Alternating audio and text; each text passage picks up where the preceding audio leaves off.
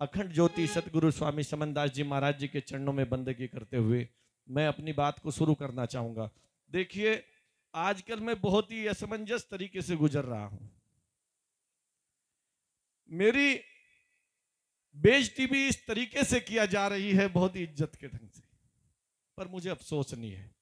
आज एक बात मुझे समझ आई, महात्मा ज्योतिबा राव फूले और माता सावित्रीबाई फूले की तस्वीर देख करके मुझे एक बार समझ में आ गई कि क्यों लोग उन पर कीचड़ उछाला करते थे, क्यों लोग उन पर गोबर गिरा करते थे, क्यों उनको रोका करते थे, किस लिए रोका करते थे। आज मुझे ये बात समझ में आ गई, क्योंकि इसलिए उनके ऊपर कीचड़ गिराया जाता था क्योंकि वो शिक्षा की ज्योत जलाना चाहते थे, वो तुमको जगाना चाहते थे, वो तुमको बताना चाहते थे कि यदि तुम्हारा उद्धार हो सकता है तो दुनिया का कोई ऐसा मंदिर नहीं है जो तुम्हारा उद्धार कर दे। अगर ऐसा कोई मंदिर है तो शिक्षा का मंदिर है, जिसके दरवाजों के अगर आपने नतमस्तक होकर के अपनी पीढ़ियों को पढ़ाने का काम किया तो आपका उद्धार हो जाएगा। ये बात आज मेरी समझ में आ गई और मैं आज कुछ सवाल छोड़ करके जा रहा हूं। हमने एक मुहिम छेड़ी, जगत गुरु रविदास जी महाराज जी के नाम से सहारनपुर में गुरु रविदास महाविद्यालय बनने जा रहा है। उस महाविद्यालय को बनाने के लिए हमने दिन रात प्रचार प्रसार किया और करते रहेंगे, हारे नहीं हैं, क्योंकि आप संतों का हमारे सर पर हाथ है, आशीर्वाद है, इसलिए हमारे हौसले बुलंद है। लेकिन अफसोस इस बात का है कि आज जिस चीज की समाज को जरूरत है, आज उसी बात से समाज हटता जा रहा है। तो कैसे हम बाबा साहब अंबेडकर जी का मिशन पूरा कर पाएंगे, कैसे हम जगत गुरु रविदास जी महाराज जी का मिशन पूरा कर पाएंगे। मैं आज आपको बताना चाहता हूं, बहुत ही कम समय में अपनी बात कहना चाहूंगा कि शिकायत तो रहेगी हमेशा इन अफसानों से, मिशन के दीवानों से, कि जो मिशन की बात किया करते हैं वो ही क्यों शिक्षा से हट जाया करते। अगर बिना शिक्षा के, बिना शिक्षण संस्थान खोलने के समाज का भला हो सकता है, तो आज इस मंच के माध्यम से कह दीजिए कि शिक्षा के इस रास्ते को बंद कर दीजिए। हम आपसे वादा कर रहे हैं, गुरु जी के चरणों में नतमस्तक होकर के आज इस रास्ते को छोड़ देंगे। लेकिन अगर इस समाज का भला शिक्षा से हो सकता है तो आपको साथ देना होगा और गुरु रविदास जी महाराज जी की उस विचारधारा को जिंदा करना होगा, जिसमें कहा है कि सत विद्या को पढ़कर प्राप्त कियो सदा ज्ञान, बिना विद्या के जन को जान अनजान। कि हे मानव, बिना शिक्षा के इंसान पशु के समान है और शिक्षा ही एक ऐसा मार्ग है जिस पर चल करके आपकी उन्नति हो सकती है, आपकी नस्लें सुधर सकती हैं और आपके जीवन में परिवर्तन आ सकता है। मैं आपसे पूछना चाहता हूं, आज ये मान सम्मान भरा और स्वाभिमान भरा जो हम जीवन जी रहे हैं, ये किसकी बदौलत है? ये शिक्षा की बदौलत है। अगर बाबा साहब अंबेडकर जी प्रतिकूल परिस्थितियों में ना पढ़ाई करते, ना पढ़ लिख करके भारत के संविधान को लिखते, तो ना तो आज आप यहां बैठकर सुन रहे होते और ना मेरे जैसा यहां बोल रहा होता। और मैं धन्यवाद करना चाहूंगा, अभी आदरणीय बड़े भाई जयराम गौतम जी ने कहा कि हम शिक्षा को जोड़ने, समाज तक पहुंचाने के लिए 1100 लाइब्रेरी बना रहे हैं। मैं निवेदन करना चाहूंगा, ऐसे भाइयों का साथ दीजिए। हमारे साथी आदरणीय डॉक्टर साहब डॉक्टर वीरेंद्र जी, आदरणीय छोटे भाई राहुल कुमार जी, आदरणीय भाई जोनी कुमार जी, भाई सोमी दास जी, भाई राजीव दास जी, और हमारे बीच में वो महान शख्सियत भी बैठे हैं जिन्होंने आपके बच्चों के भविष्य के लिए अपने पुरखों की जमीन को आपके नाम कर दिया। ये सोच करके कल ये समाज का जो आज शिक्षा से वंचित समाज जो हो रहा है, जो पढ़ नहीं पा रहा है पैसे के अभाव में, वो पढ़ लिख करके आगे बढ़े और बाबा साहब अंबेडकर जी के मिशन को पूरा करे। लेकिन मिशन है क्या? मिशन क्या है? हम तो भटक गए मिशन से। आज मैं इस मंच से पूछ रहा हूं, बताओ कितने महात्माओं ने खड़ा होकर के कहा कि जाओ अपने घर से एक एक ईंट उठा करके गुरु रविदास महाविद्यालय की पावन भूमि पर अपने चरण लेकर के जाओ और उसको बना करके खड़ा कर दो, क्योंकि गुरु जी का अगर मिशन कहीं से पूरा होगा तो वो विद्यालयों से पूरा होगा। कितने महात्माओं ने कहा है, शिकायत तो रहेगी, सम्मान है और इनके दम पर हम बोलते हैं। कितने राजनेता है ऐसे हैं जिन्होंने कहा हाथ पकड़ करके कि चलो बाबा साहब अंबेडकर जी के सपने को पूरा करने के लिए हम गुरु रविदास महाविद्यालय एक नहीं जिले सहारनपुर में सैकड़ों बनाएंगे, ताकि ये जो समाज शिक्षा से वंचित हो रहा है, गरीब मजदूर और पैसे के अभाव में स्कूलों तक नहीं जा पा रहा है, अच्छी शिक्षा नहीं ले पा रहा है, जब हमारे खुद के शिक्षण संस्थान होंगे तो हमारे बच्चे उसी प्रकार से तालीम पाएंगे जिस प्रकार से मुस्लिम बच्चे अपने मदरसों में जाकर के तालीम पाते हैं। और अगर ऐसा नहीं होगा तो मैं आज दावे के साथ कह रहा हूं, आप खिलवाड़ कर रहे हो समाज के साथ और आपके आने वाली नस्लें तबाह हो जाएंगी और जिसके जिम्मेदार हम होंगे। मैं जानता हूं मैं कहने कुछ और आया था, लेकिन मैं दुख भरे शब्दों से कह रहा हूं कि भारी नौजवान साथियों पर है, क्योंकि कहा है कि संघर्षों के साए में घर घोर जवानी पलती है और उस और जमाना चलता है जिस और जवानी चलती है, जिस और जवानी चलती है। ऐ मेरे नौजवान साथियों, मैं आज आपसे भीख मांग रहा हूं, बचा लीजिए समाज को।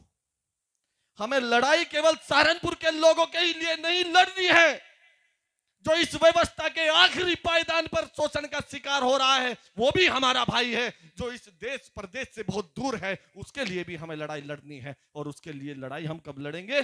जब हम मानसिक रूप से मजबूत हो जाएंगे, जब हम शारीरिक रूप से मजबूत हो जाएंगे। और मानसिक रूप से हम मजबूत तब होंगे जब अच्छी शिक्षा, अच्छी एजुकेशन हमारे पास होंगी, तब बाबा साहब अंबेडकर जी का सपना पूरा हो जाएगा। आज आखिरी बात और अपनी बात को खत्म कर रहा हूं।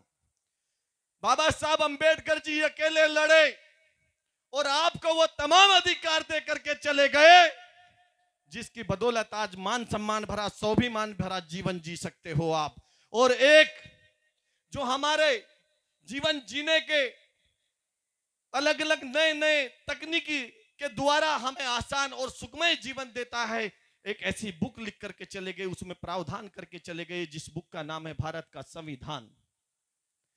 आज हम सब अंबेडकरवादी मिलकर भी भारत के संविधान को नहीं बचा पाए, हम शिक्षा को नहीं बचा पाए, हम सत्ता को नहीं बचा पाए, हम वोट को नहीं बचा पाए। मैं पूछना चाहता हूं, जब हमारी बहन बेटी भाई के साथ दुराचार अत्याचार होता है तब हम चीख चीख करके कहते हैं इनकलाब जिंदाबाद, इंसाफ दो। इंसाफ कैसे मिलेगा? अरे आपने वोट की ताकत को नहीं समझा। वोट की ताकत के दम पर आप अपनी शासन सत्ता पर काबिज हो सकते थे, और जिसके हाथ में शासन सत्ता होती है, मैं मानता हूं हमारे महापुरुषों ने कहा है उनका कभी शोषण नहीं होता। तो शोषण क्यों हो रहा है? क्योंकि आपने वोट की ताकत को नहीं समझा।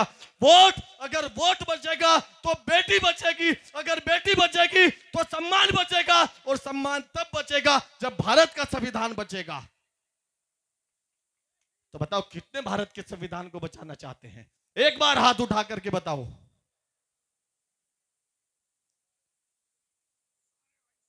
बहुत बढ़िया। अब इतने कौन से लोग हैं? हमें गुरु रविदास महाविद्यालय बनाने के लिए अभी फाउंडेशन में जरूरत है 20 क्विंटल सरिये की। तो अभी कितने लोग ऐसे हैं जो हमारी सरिये से मदद कर सकते हैं 2-4 दिन के अंदर? आदरणीय गुरु जी का मैं जो है बहुत बहुत धन्यवाद करना चाहूंगा कि इस मंच से ही हाथ उठा है, गुरु जी ने कह दिया। और आदरणीय हमारे भाई जिनसे मैं गुजारिश करना चाहूंगा, इन्होंने पहले भी उसमें सरिया और ईंटें भुजवाने का काम किया है। तो मैं भाई जी से भी निवेदन करना चाहूंगा कि ज्यादा बड़ी सेवा ना, सिर्फ 2-3 दिन में हमें 5 क्विंटल सरिये का इंतजाम करा दे, मेरी रिक्वेस्ट है। तो भाई जी से हो जाएगी? 2 क्विंटल कर दो। 2 क्विंटल सरिये भाई कल भिजवा देंगे, 3-4 दिन में भिजवा देंगे। मैं भाई के साथ और आदमी 1 क्विंटल सरिये गुरुजी भिजवा देंगे, और 1-2 क्विंटल का यहीं से इंतजाम करके आप अपने पास ही वो पैसा रखें। जो भी पैसा इकट्ठा हो उस पैसे से आप वहां सरिया भिजवाने का काम करें। मैं आपसे वादा करता हूं, जिस दिन वो बन करके खड़ा हो गया, चाहे इस व्यवस्था के आखिरी पैदान पे कोई भी खड़ा हो, उसके पास पैसा हो या ना हो, लेकिन उसकी शिक्षा नहीं रुकेगी। ये नफे सिंह का वादा है। और एक चीज और बता देना चाहता हूं, हम 2 पंपलेट लेकर के आए थे। एक पंपलेट पे भारत के संविधान के तहत वो सारे अधिकारों को लिखा गया है जिनके तहत आपको स्वाभिमान भरा जीवन मिल सकता है, जिसके तहत आपको आजादी मिल सकती है, जिसके तहत आपको अधिकार मिल सकते हैं। और एक पंपलेट पर गुरु रविदास जी महाराज जी का सपना लिखा है। उस सपने को साकार करने के लिए जिन्होंने पंपलेट पढ़ा होगा, उसमें 22 सूत्रीय मांग है। मैं निवेदन करना चाहूंगा, उसको आप अपने मोबाइल के माध्यम से, फेसबुक के माध्यम से जन जन तक पहुंचाने का काम करें। और आप दोनों पंपलेट में देख लो, नफे सिंह का कहीं नाम नहीं है, कहीं नाम नफे सिंह का नहीं है। क्योंकि मैं जानता हूं, जिस दिन ये मेरे भाई खड़े हो जाएंगे, जिस दिन ये मेरी मां बहनें खड़ी हो जाएंगे, जिस दिन ये नौजवान साथी खड़े हो जाएंगे, उस दिन नफे सिंह का सपना, जयराम गौतम भाई का सपना, भाई पंकज बोध का सपना, भाई एसडी गौतम का सपना, हमारी बहनों का सपना, हमारे भाइयों का सपना, हमारे गुरुजनों का सपना साकार हो जाएगा। और नफे सिंह का तो हम तो सेवक हैं, कल भी सेवक थे, आज भी सेवक हैं, आगे भी सेवक रहेंगे। आखिरी शब्दों में मैंने एक छोटी सी, क्योंकि आजकल 2 साखीर 1 वाणी का बहुत चलन चल रहा है, तो मैंने प्रयास करा था अगर कहीं ऐसा होगा तो जैसी मुझसे आएगी मैं गा दूंगा और अपनी वाणी को खत्म कर दूंगा। तो मेरे साथ, मैं अपनी इजाजत हो तो धन्यवाद। बोलिए जगत गुरु रविदास जी महाराज जी की। मेरे साथ कहेंगे, कश्मीर से कन्याकुमारी तक ये आवाज जानी चाहिए, आसाम से गुजरात तक ये आवाज जानी चाहिए। आवाज दो, आवाज दो। जय भीम, जय भारत। बचाने की जरूरत नहीं, क्योंकि ये बिना सुरताल का है। और मैं अपने भाइयों का बहुत, जिन्होंने इस सत्संग में 4 चांद लगाने का काम किया है। अरे ए नौजवानों तुम उठो जागो दीवानों तुम, अरे ए नौजवानों तुम उठो जागो दीवानों तुम। मिशन रुक सा गया है जो उसे आगे बढ़ाना है। अरे ए नौजवानों तुम उठो जागो दीवानों तुम। मिशन रुक सा गया है जो उसे आगे बढ़ाना है। कर्ज है भीम का हम पे, उसे हम को चुकाना है। कर्ज है भीम का हम पे, उसे हम को चुकाना है। बताओ कितने लोग चुकाएंगे? तो आज से कसम खाइए कि मिशन का क्या मतलब है। मिशन का मतलब है जो महापुरुषों ने विचारधारा चलाई थी, जो इसमें आज हम उसका गुणगान कर रहे हैं। ये विचारधारा हमें अगली पीढ़ी को देनी है ताकि वे उसका गुणगान करें और आने वाले 100 साल के बीच में व्यवस्था परिवर्तन होकर के सामाजिक न्याय पाए, आर्थिक न्याय पाए और देश की शासन सत्ता संभाल करके सबको समता, समानता, बंधुता से जीने का अधिकार प्रदान करे। आखिरी लाइन कविता बहुत बढ़िया, आखिरी लाइन कहूंगा क्योंकि समय का अभाव है। अरे ए नौजवानों तुम उठो जागो दीवानों तुम। मिशन रुक सा गया है जो उसे आगे बढ़ाना है। कर्ज है भीम का हम पे, उसे हम को चुकाना है। आखिरी लाइन में, अब फिर से ये मिशन कुर्बानी चाहता है। अब फिर से मिशन ये कुर्बानी चाहता है। उठो ए यार दीवानो तुम, हमें हंस कर निभानी है। अरे ए नौजवानों तुम उठो जागो दीवानों तुम। सेवक भाई साहब को विद्यालय के लिए 50 रुपए का दान दे रहा विद्यालय में। भाई साहब इसे स्वीकार करें। सतनाम सत रविदास। बहुत बहुत धन्यवाद आदरणीय डॉक्टर, और भाई साहब ने डॉक्टर साहब को दे दीजिए। आखिरी उसमें, बाबा भीम ने लड़कर हमें सभी अधिकार दे डाले, बाबा भीम ने लड़कर हमें सभी अधिकार दे डाले।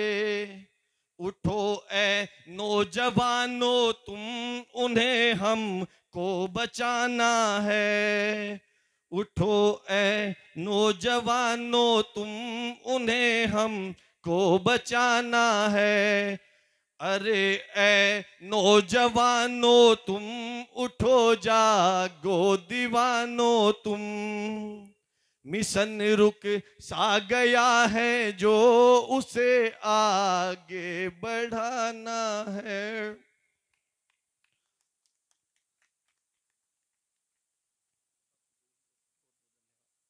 मैं अपने शब्दों में, क्योंकि मेरी जो आंख में आंसू आए, तो वो इस बात का सबूत है कि जितना प्यार और जितना आशीर्वाद मैं दावे के साथ कह सकता हूं, ये हमारे माँ बाप से भी बड़े हमारे सिर का ताज है।